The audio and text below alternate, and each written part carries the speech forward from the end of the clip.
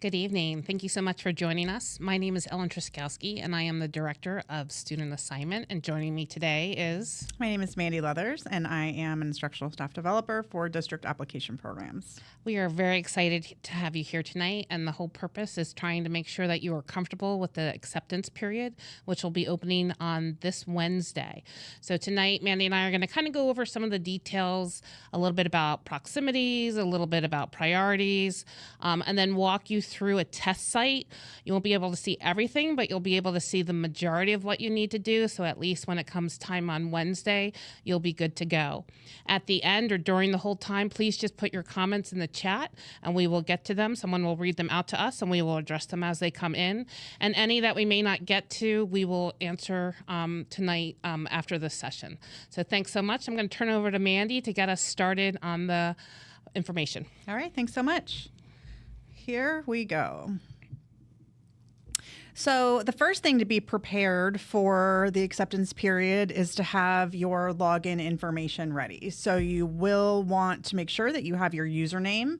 That's either your PDOT login or your email address, whichever you use to log into Focus, and then your password. And then you will need your students' information, and you can use any of the items below to log in to view your invitations and or waitlist status. So you could use the application number, the student ID, or your student's first and last name and their date of birth. The acceptance period will open at 12:01 a.m. on February 14th, and it will close on the 23rd at 5 o'clock p.m. To retrieve your application results, you are going to go to focus.pcsb.org. And then once there, on the left-hand side, as you can see pictured on the screen, you will click Student Reservation System. And once you click Student Reservation System, it will automatically take you to where you need to be.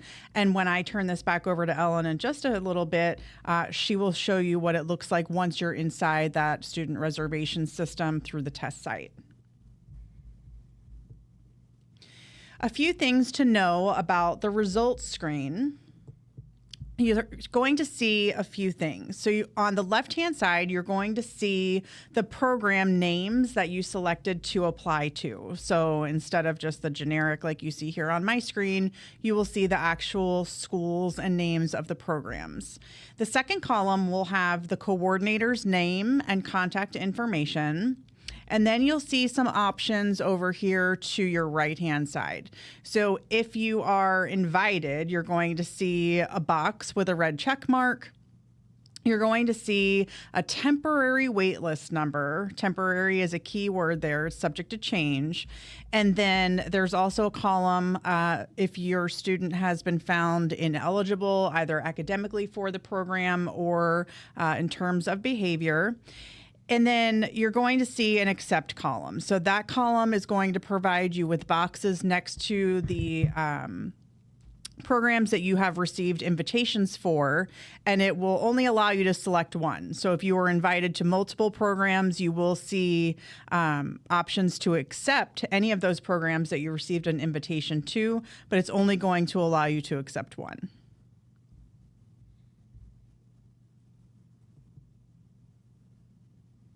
So just to review a couple of those important points, if you have been invited, you're going to see a check mark that will appear in the invited column. So it's very clear when you have received an invitation, there will be a check mark. To accept, you have to click the checkbox in the accept column. And again, it will only allow you to accept one of those programs. If you wanted to decline an offer, you don't need to take any action. So there's not a do not accept or decline column. You just would do nothing. Again, super important, you can only accept one program. If you accept an invitation, you will be removed from all other program waitlists, except for the Centers for Gifted Studies and Literacy Innovation. So one more time, if you accept an invitation, then you will be removed from all other program waitlists. The same goes for other invitations. So if you received multiple invitations and you accept one, then all other invitations will be canceled at the end of the acceptance period. So you'll be removed from all other waitlist program waitlists, except for Centers for Gifted Studies and Literacy Innovation, and all of your other invitations that you received after you accept one would become null and void. Acceptances aren't finalized until that very last day of the acceptance period. Once it closes, then that means that your decision has been finalized. Before then, you could log back in and change your acceptance choice at any time between February 14th and 5 p.m. on the 23rd. But once it closes at 5 p.m. on February 23rd, that decision is final, and we're not going to be able to assist you in making changes.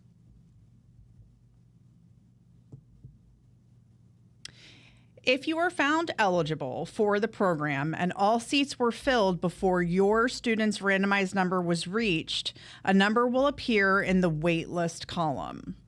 This number will change after the acceptance period ends, and we'll talk about why that happens in just a little bit, but that is going to change. So while a number will show in that waitlist column, that is definitely not the final waitlist number.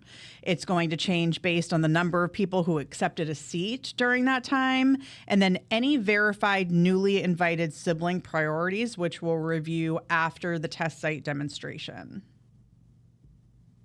Final waitlist numbers can be found by contacting the school's program coordinator after Tuesday, March 19th. As seats become available, they will be filled in numerical order from the waitlist. Waitlists are maintained by the schools, not the student assignment office, so it's best to contact the school directly for updated waitlist numbers. Next, we're going to review some of the priorities that impact results. We reviewed these during the initial application period Facebook Live when we met with you just a few weeks ago, but we'd like to do it again just so that you're understanding things that can impact the results of your invitations that you receive and or being placed on a wait list. So the first one that you see there is a military priority. And this one is applied to an incoming transfer at the time of entry to the district. So that military priority can be applied at any time, but only upon initial enrollment or entry to the district. So that's one that may impact your waitlist status or your invitation status.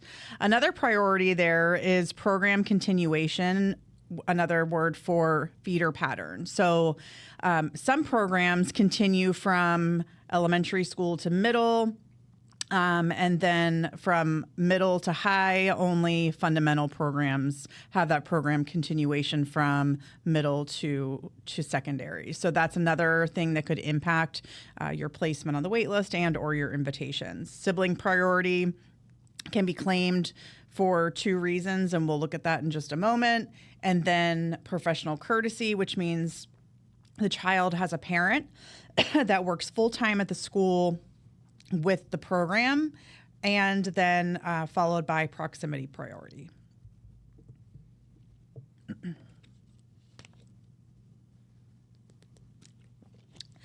The first one that we'd like to talk about is program continuation priority. I'll give you just a few more details about that one.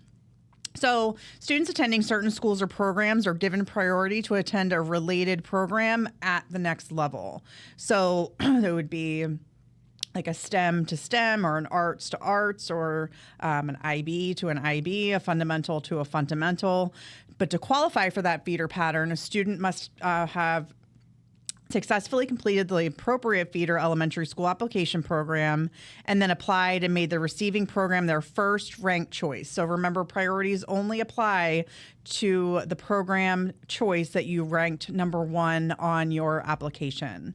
And then you also have to accept the invitation by February 23rd at 5 p.m. in order for that invitation to remain valid and for those feeder, for those priorities to be applied to that invitation.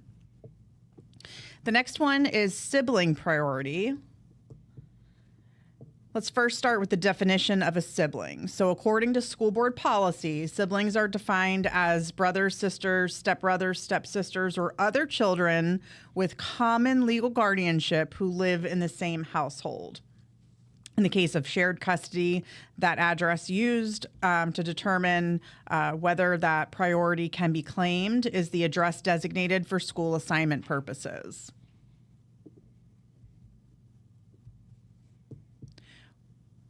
Sibling priority is given to students who have a sibling who is already attending the program and will be there at the same time as the applicant. That part is important. So if we're thinking of elementary school programs, your older student would still have to be in that program when your incoming younger child was coming into the program. So if you have an incoming kindergartner and an exiting fifth grader who will be moving on to middle school, then that sibling priority will not apply.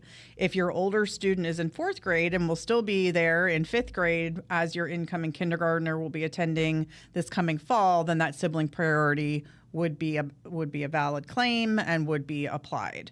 If a student attends a school within a school, sibling preference does not extend to the traditional portion of the school or to any other programs at that school, with a few exceptions that are listed down below. So Elisa Nelson with the Centers for Gifted Studies and Literacy Innovation. Same with Midtown with the addition of the Cultural Arts program, John Hopkins Middle School, and Thurgood Marshall. Next, we'll talk about professional courtesy priority. Professional courtesy is given to school-based employees who request for their children to attend a program in the school where they work full-time. Professional courtesy is also given to non-Pinellas County resident full-time school-based employees who request that their children attend a program in the school where they work full-time. Non-Pinellas County residents must complete and submit a special attendance permit to receive professional courtesy priority. So non-Pinellas County residents would not be able to apply through SRS or through Focus, and transportation would not be provided for those who receive professional courtesy priorities unless the family resides in that geographic application area. Proximity priority is next.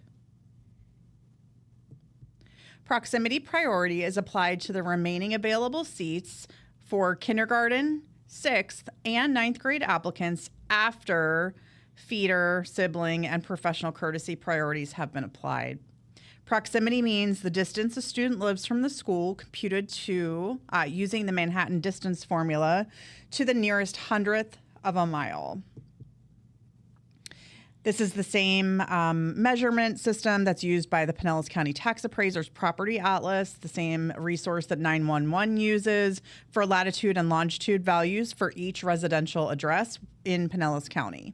The address coordinates for the school and applicant address are used in the Manhattan distance formula, and that formula is below. Elementary and middle schools offer proximity priority to 20% of the remaining seats after other priorities are given, with a few exceptions.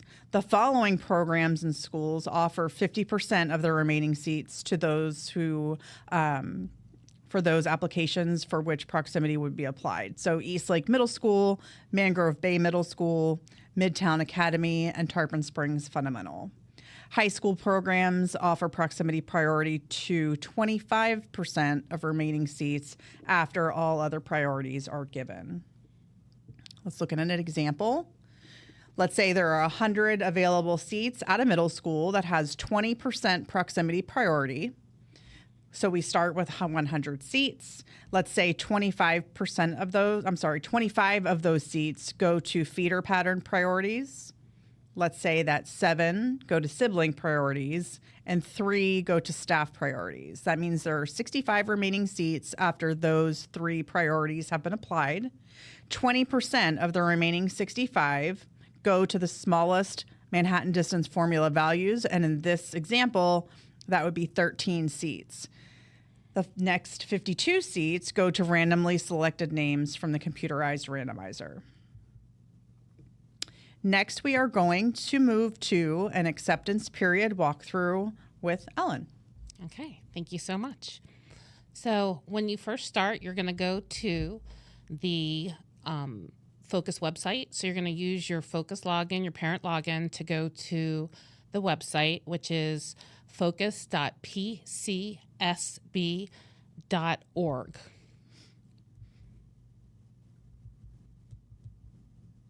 Once here, you're going to use your username and password to log in. And hold up a second because I'm not sure you're seeing the website.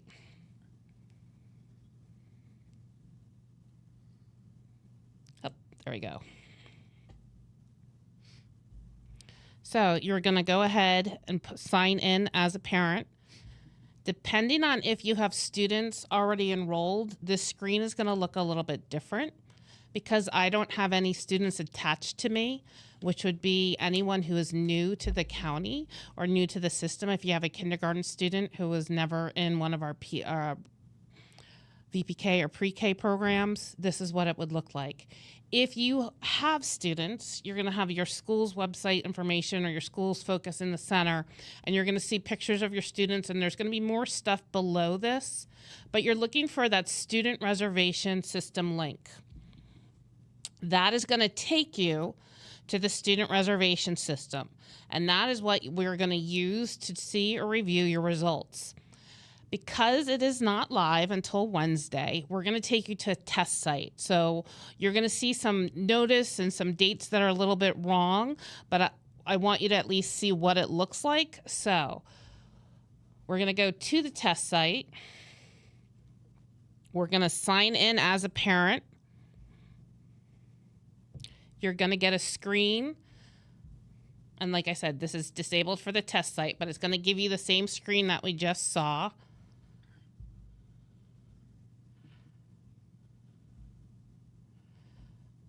We're going to go in, you're going to get the option, and you're going to choose District Application Program Acceptance Period. It's then going to ask you to select the option for the next school year. You're going to click that and hit Continue. You're then going to, and you'll have a couple different options here. You can add in the name.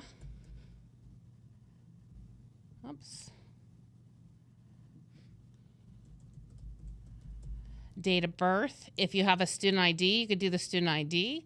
If you have the application number from your application, you can use that as well.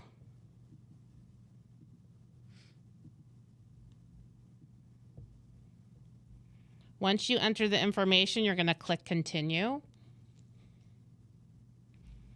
It's going to ask you to verify that it is the correct student. Sorry, you'll see that I made an application for my dog.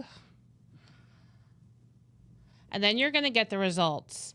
So because the testing site is not completely up and running, you're not seeing that I got invited. So if we think back to the PowerPoint, and we'll bring that screen up in a second, you're going to see. But if you were invited, you're going to have a box here with a check mark.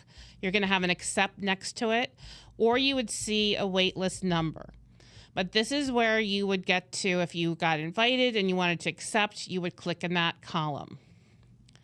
Because I was not invited or accepted to any, you're not seeing the results. And we'll go back to that PowerPoint slide right here.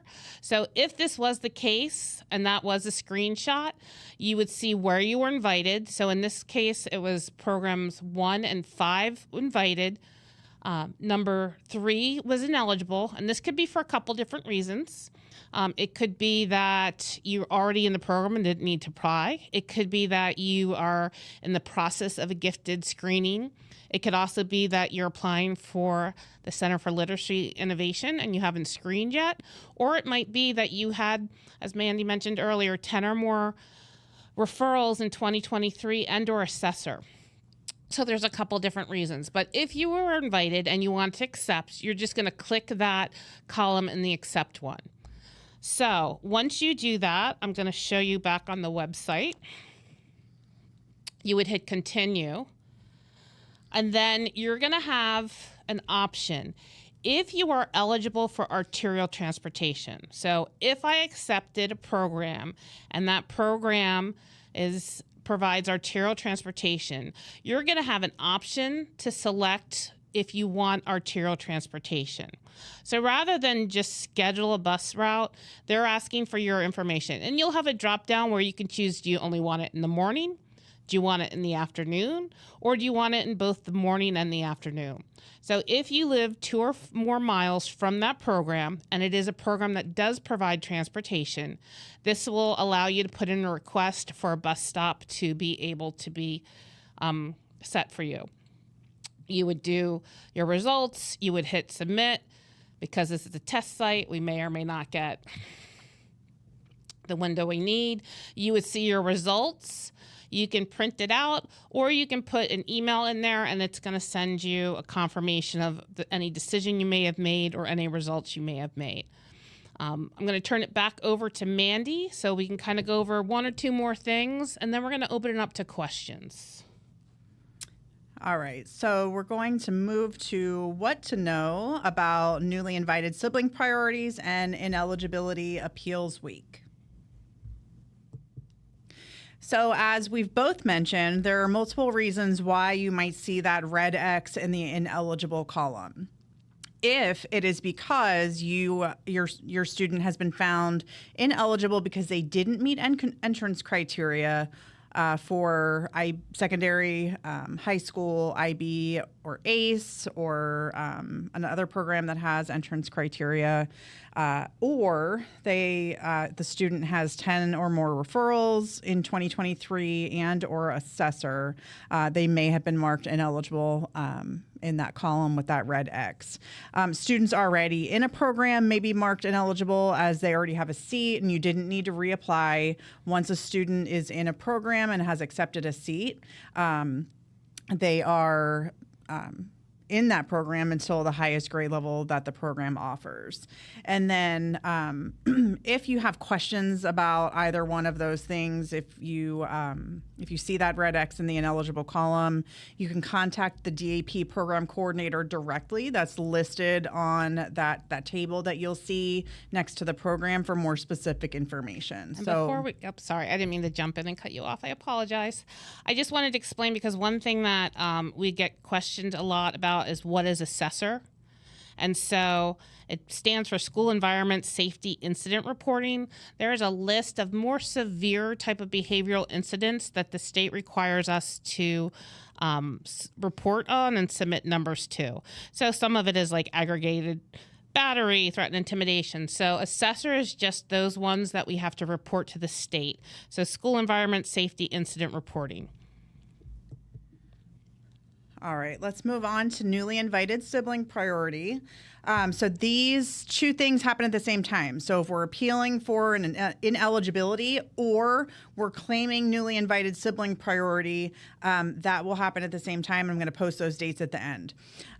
If a student is accepting an invitation to a program and has an eligible sibling who applied for the same program as their number 1 choice, but they weren't invited, they are entitled to newly invited sibling priority status. So what that means is you have 2 students, and then 1 received an invitation and 1 did not. So you applied same program, number 1 choice. Let's say you have a kindergarten student and a 2nd grade student, and you are applying to Madeira Beach Fundamental. Let's say that your kindergarten student got an invitation, but your 2nd grader did not. During this time period, you would call Lorena Grace at Madeira Beach Fundamental, and you would say, my kindergarten student got an invitation, but my 2nd grade student did not. I want to claim newly invited sibling priority. And she would click a button, and your 2nd grade student would move up the wait list. So it's not a guarantee that the 2nd grader would get in, but it will give them a better chance and move them higher into a higher position on the wait list. But to receive that priority, you must contact the school's DAP program coordinator. So it doesn't just magically happen. It's a phone call that you would make to that DAP program coordinator by the end of their school day on Friday, March 1st. Newly invited siblings priority status is only applicable during the initial application period. So this is still considered that initial application period. So initial application acceptance, and then it would be that newly invited. This priority does not apply during the late application period. We've also addressed those ineligibility determinations. You may be asked to present information and reasoning why you're appealing the ineligibility, but this would be the same process. You would contact the school's DAP program coordinator by the end of their school day on Friday, March 1st to request that appeal. Here are some of those important dates that I mentioned, so mark your calendar. One more time, the initial acceptance period opens February 14th. That's coming up in just a couple days.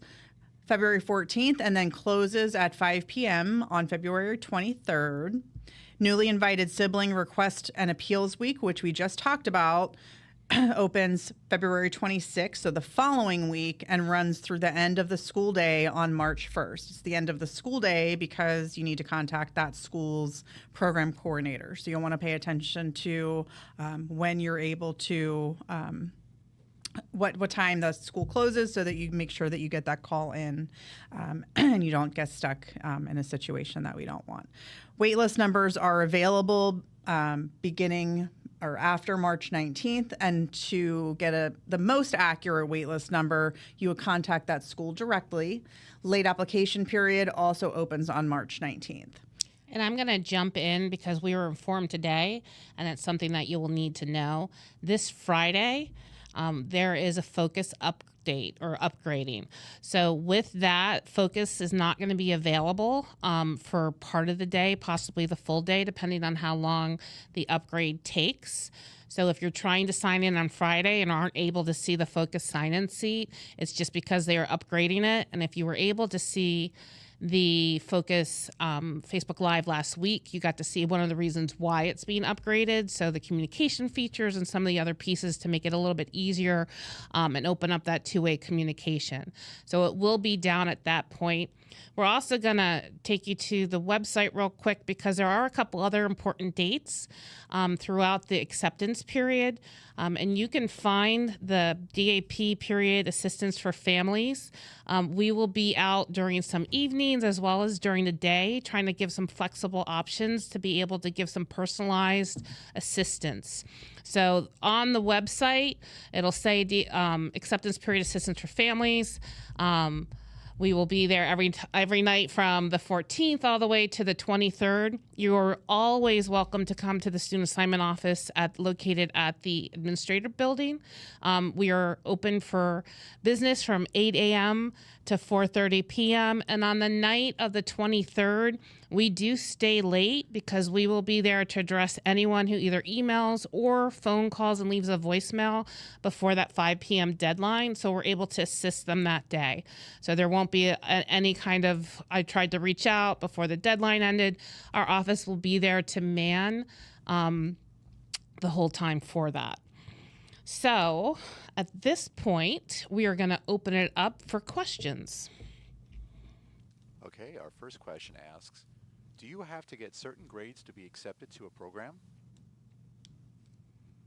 So there are a few programs that have entrance criteria. Grades come into play with the high school ACE, the Cambridge ACE, and the high school IB program. Other than that, that's the only ones that there's a grade or score component. The Centers for Gifted Studies, you need to be eligible for gifted or have an active EP, which is an educational plan. You need those two pieces to be in that. And if you're applying for the Center for Literacy Innovation, you are looking for a screening. So they're looking for specific reading patterns or dyslexia, that type of thing. So we do have those four with entrance criteria. The only other piece we have too is if you're going for Gibbs, there is an interview process that kind of a little bit like an audition, but they will bring you in for an interview. Other than that, none of our elementary, middle school, and most of our high schools programs have that entrance criteria, with the hope that we're offering something, because as soon as a student gets engaged or finds something that they like, we see advanced improvements with student achievement, as well as wanting to be at school and wanting to have that experience. The next question asks, where do you look to see if you've been invited to a program? So once again, you would go to the Focus Parent screen, and that is focus.pcsb.org. That'll take you, sign in there. You will click the student reservation system link that is in the left-hand side column. Once you click that link, you will go in. It'll say District Application Program Acceptance Period. And then from there, you'll be able to see your results. Our next question asks, are students who are currently not enrolled in Pinellas County Public Schools required to provide academic information prior to their acceptance into a high school program or academy? So for the IB and ACE criteria, so if you applied for the entrance criteria, high school ACE and IB programs, you would need to provide that information to be determined if you're eligible.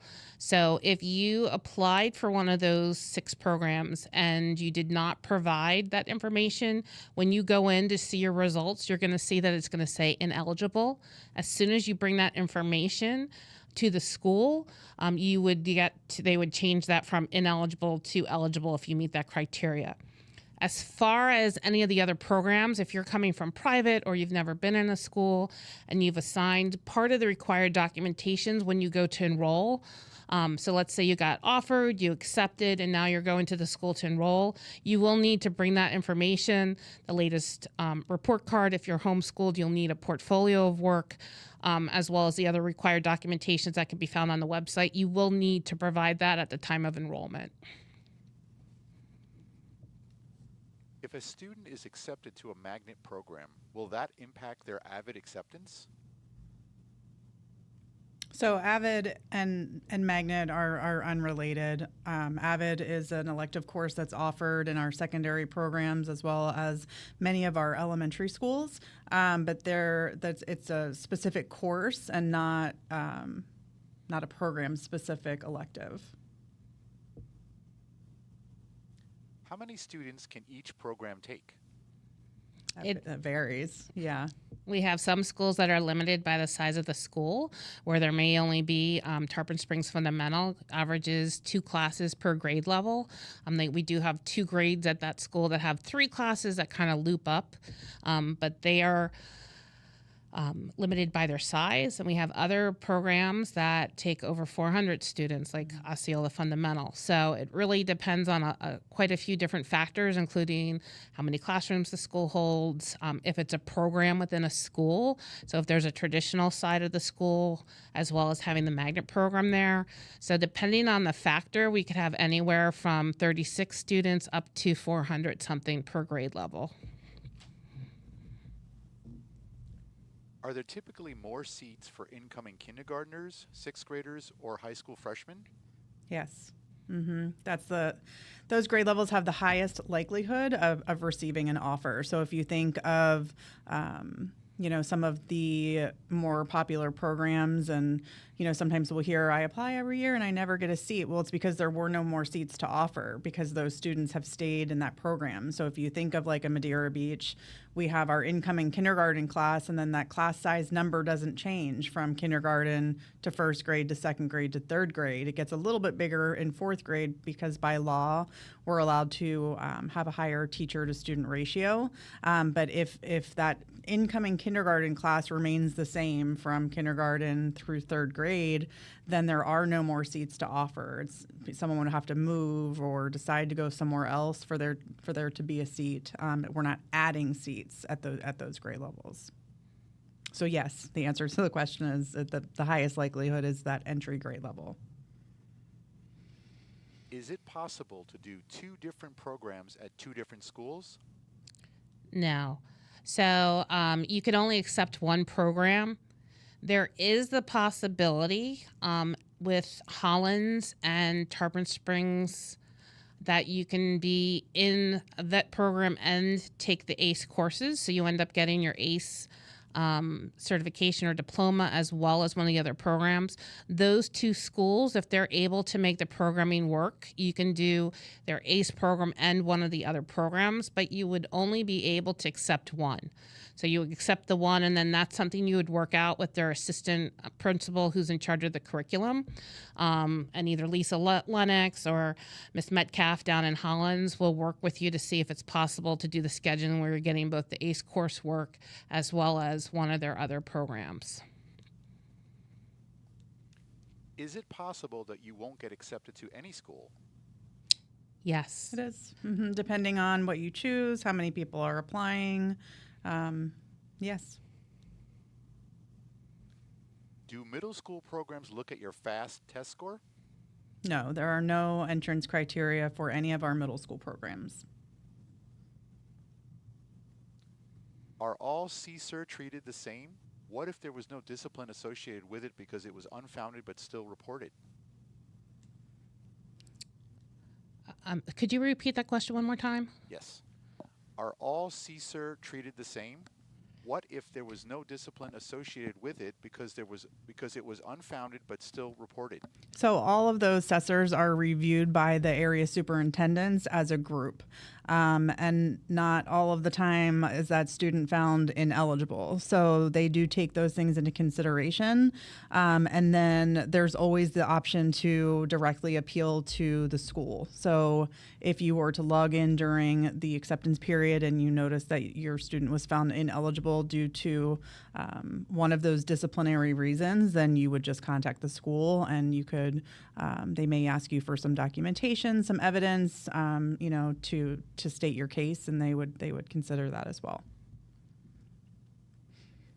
Can you clarify if the wait list moves on 2/19 and we contact program coordinator directly after that point? Yes. So after March 19th, the school is going to give you a pretty good idea of where you are on that wait list because they have, that newly invited sibling priority has been applied and all of those things have happened that would change that wait list number. So the only thing really that would change the waitlist number after that time would be a military priority. So remember, military priority can be applied at any time at the initial time of entry to our school district. So when that family was transferred or moved here due to retirement or any of those reasons that a military family would be needing to relocate to our area, we would honor that military priority at that time at their initial enrollment to the district. So that could cause your number to go down, but after March 19th, it should remain static. Will you be notified if your child moves up from the wait list and gets an invitation? Yes. So one of the reasons when we did the walkthrough for the acceptance and we were stressing the importance of putting a phone number and an email in is they will reach out to whatever contact information you place in the application. So they will call or email. They will call at least on 3 different days. So they can't just try to call once and get in touch with you and move on. They have to do at least 3 different days that they have reached out to offer position. They won't call to say, hey, you moved up to. They will call to say, we have a seat that's become available. Would you like to accept? You'll get a little bit of a window to think. They're not going to want an answer right on the, well, they probably would like an answer right on the spot, but they'll give you a little bit of think time, and then you can respond back if you want that seat or not. What is the purpose of the late application process if there's a wait list? So not all schools have wait lists. So that's one reason. So not all programs have wait lists. So they're still taking applicants during that late acceptance period. So for people who maybe didn't get the program that they wanted, they may consider adding programs during that late application period. And for those schools that either have like a smaller wait list or no wait list, then they would be able to potentially receive an offer to a school or a program that they would prefer. We also have people who move to Florida or move to our district. So sometimes they'll move, whether it's military, active duty transfer, or if it's they're just moving into the county. We also have people who may have lived in St. Petersburg and applied during the initial application period and then are moving to North County. Well, where they accepted in South County is no longer going to be in their application area, so they may need to make a late application to be able to apply to something closer or that is in their new application area. So we try to do it so we're not limiting, and then we're still giving the opportunity for anybody who's coming in after the January date of the application period. If you have two students that applied for separate schools, are their student reservations separate per child? Yes. Each student has their own application. Each student has their own reservation in the reservation system that would be pulled in by the clerical staff at the respective schools. Does Richard O. Jacobson Technical High School have any academic requirements or interview process required? Nope, you just need to apply. Does having a 504 IEP program make a difference in the application process? No, we do during the review period. One of the reasons we have some time in between, we do look at all of those as well as all the IEPs, as well as all the EPs, ensuring that there are some accommodations. If there were any concerns, for example, if it was a full-time certain units where it's a full-time and a specialized classroom and maybe the program doesn't have that, a call will go out to the family to say, looking at your IEP, we just want to make you aware that by coming here, this is what we have to offer. But those conversations are held. An IEP or a 504 will not prohibit or impact an offer for a program. How many students does the Palm Harbor University High School IB program take? So on average, they take about 165 to 175 per year. Off the top of my head, I can't remember what numbers we were going to enter, but it's usually somewhere around 165, 175. What is the requirements for the Excel program at Largo High School? That's not a program that has entrance criteria. Once the student is admitted to, accepts an invitation to the program and enrolls and goes to orientation, then they would receive more specifics about the expectations that are particular to that program, but there are no entrance criteria for Largo Excel. Can you clarify which programs or schools will need academic entrance criteria documentation to accept an invitation? So for secondary programs, or for high school programs, that would be IB and Cambridge ACE. And then for an elementary or middle program, our Centers for Gifted Studies, and then elementary literacy innovation has the screening. What happens if you don't get accepted to any of the schools? So if you apply and there are more applications than there were of available seats, you will go on a wait list. Those wait lists will stay in the order that they are, with the exception of a military family who might move in. And then during the late application period, it is time stamped. So if someone was to apply starting March 19th, they go to the bottom of any current wait list there is. So I'm going to give an example. Curtis Fundamental, we had a total of 225 applications for 90 seats. So there will definitely be a wait list for Curtis Fundamental. 166 of those were number one ranked. So even if you did put it as your top choice, a little less than half are going to get a seat. So in that case, they would go on the wait list, and then offers would be made as seats become available. If I accept a DAP invitation for one school, will that remove my spot on the special attendance request list for another school? So a little, if you have been granted, so if you were granted a special assignment request already, so you got an email from our office, you were granted it, we can see that your next year enrollment is that school. By accepting a seat at a DAP program, whatever was last is what's going to register. So if you were already granted one and you accept the DAP, it's going to forfeit your SAR seat or special attendance request seat. If you accept a DAP program and you're still waiting for a special assignment request, at the point when they would go to offer that special assignment request, you would get a phone call saying, you're about to be granted this. We noticed that you accepted a seat in the DAP program. Do you want to keep your seat in the DAP program, or do you want the special assignment request? So if you have not accepted, it's not going to impact that wait list. If you've accepted already, then accepting a DAP seat would impact that initial granting of that special assignment request. Will schools possibly be contacting families about the wait list over the spring break? No. Not yet. So we have that newly invited sibling priority request week as well as the appeals week. Sometimes that week after, right before spring break, they're still doing some of the, if it's sometimes with the behavior, they'll bring in reasons. They'll ask the parent and the student to come in. So they will not start those until, or they shouldn't start those until after spring break on the 19th. Are SAR wait lists going to be updated after February 14th? So SAR wait lists are updated daily. We have not been able to grant one, we probably did 2 weeks ago where we're able to grant SARs. With that, we will do rounds as soon as so there's a couple more rounds that'll go out. It'll open up again April 1st. So we will do several rounds of grants this spring for the SARs. If you don't get accepted to any school, are you able to apply to a school outside of your zone school?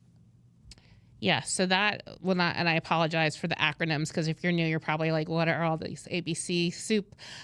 Special assignment requests or SARs. We do several windows. We had a window in November. We just had a window open now. We'll have another window open on April 1st. At that point in time, you can go in and you can select a non-zone school. A special assignment request will allow you, if you're granted, will allow you to attend a school that might not be your zone. The big difference between that and most of the magnet programs, special assignment requests do not provide transportation. So if you did apply for one of those, you would have to transport your child to and from school on your own. And those are based upon capacity. So thinking about seats available and those kind of things. So just to keep in mind. And talking about that, since kindergarten enrollment only opened last week, and so a lot of the kindergarten, and thank you so much for your patience, but a lot of the kindergarten applicants for the SAR in November, because we only opened enrollment, we're not able to at this point determine how many seats are available. The magnet programs are a little bit different because those kind of seats are put aside and we kind of have like a set where if not the same number every year, it's close enough to the same number that we're able to fill those.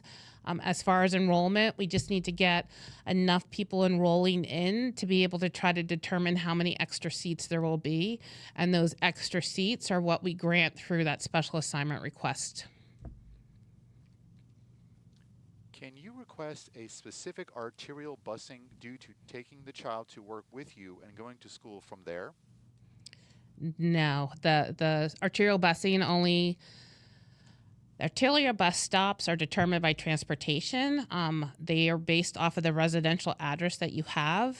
Any question for that, you would need to reach out to the transportation, but I'm not aware of any specialized stop requests like that. Their number is 727-547-2020. So once again, 547-2020, and transportation would be better apt to address that question as they're the ones who handle the routing and the routes and the stops and that type of thing. Okay, and our final question is, what happens if you don't accept any of the invitations by the time it's due? So then they go away. So the invitations that were there will no longer be valid, which is why it's very important to log in and make those selections or choices before the close of the acceptance period at 5 p.m. on February 23rd, because then they will be forfeit. So once they're forfeited and they're deleted, it's not something that we can get back. You will definitely want to review it and respond. If not, that's one of the questions how to do is why is there the need for the late application period? So if you're not able to go in or you forget, you can always go back in starting March 19th and make a late application at that time. I think he said that as the last question. Yes. That's So keep in mind that we will go back in later on when we leave here and respond to any question that either is asked after we log off or wasn't answered. You'll see those answers in the comments on Facebook. So we're not able to access the YouTube questions, but we'll definitely go in on Facebook. You can also email us at DAP for District Application Programs at pcsb.org, and we will respond that way, or give our office a call at 727-588-6210. And so I just want to thank you so much for joining us tonight. I'm hoping that Mandy and I have helped clarify things a little bit so that Wednesday is a little bit less, you know what to do, when to do it, and good luck. If you have any questions, you know where to reach us. So thanks for coming.